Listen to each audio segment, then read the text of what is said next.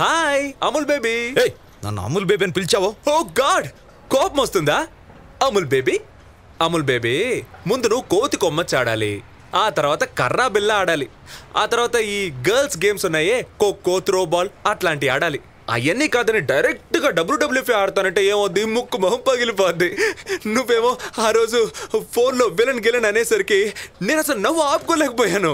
నిజం చెప్తున్నా, నేను చూస్తుంటే నాకు ఈ విలన్ అనే ఫీలింగే కలగట్లేదు. నువ్వు అమూల్ బేబీవు కదా. రేయ్ సరే, నా దగ్గరకు వచ్చే వర్కర్స్ అందరినీ డబ్బులు ఇచ్చి రానివ్వకుండా చేసావు. డబ్బుతో కూడా కొనలేనివి కొన్ని ఉన్నాయి.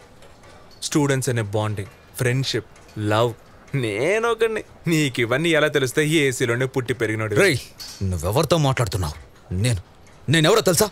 మా నాన్నెవరో తెలుసా? నీకే మీ నాన్న ఎవరో తెలీదా? ఏం ఫ్యామిలీ సార్ వీడిది? ఏమో సార్. రే, నీ ఫేస్ నాకు నచ్చలేదురా, నేను వెళ్ళి పని చూసుకుంటాను సార్. Okay sir.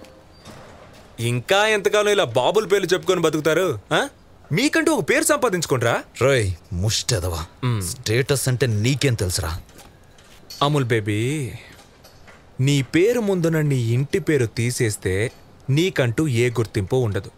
నేను ముస్టోడ్నే అయి ఉండొచ్చు, కానీ నాకంటూ ఓ గుర్తింపు ఉంది.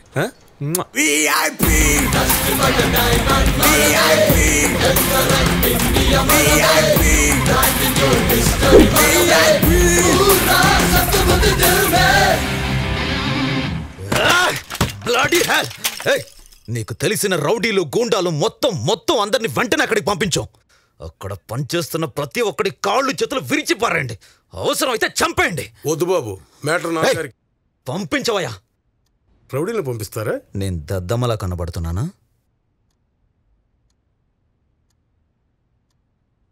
ఏయ్, ఏంటి ఆలోచిస్తున్నావు? దద్దమ్మలా కనబడుతున్నానా? నేనెక్కడన్నాను బాబు? నేను చెప్పింది చెయ్.